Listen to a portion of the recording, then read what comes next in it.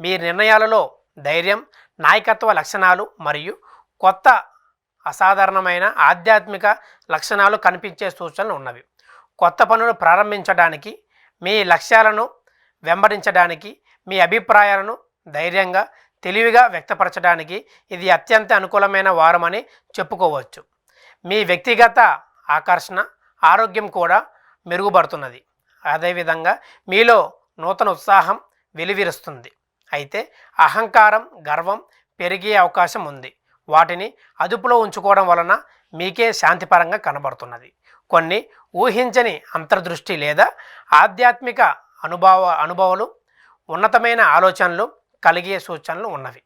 మీ పూర్వీకుల నుండి ఆశీస్సులు కోరండి. వారి గురించి పరిశోధన చేయండి.